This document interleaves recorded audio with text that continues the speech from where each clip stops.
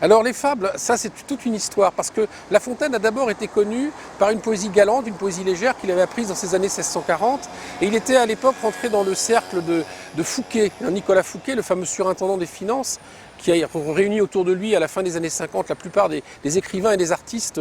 qui seront d'ailleurs quelques années plus tard au service de Louis XIV. Et la grande fête de Vaux-le-Vicomte, qui a lieu en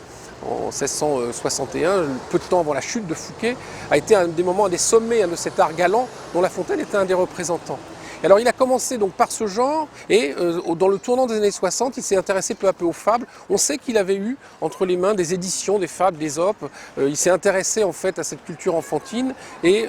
il a eu envie en quelque sorte de versifier sur des œuvres en prose qui étaient très simples dans leur forme originale pour les orner par la poésie. Pour lui, il appelle ça la gaieté et son souci était justement de faire des ouvrages à la fois pédagogiques et amusants dans la tradition galante, mais avec l'ambition de faire aussi œuvre de moraliste, étant donné que les fables sont des fables morales.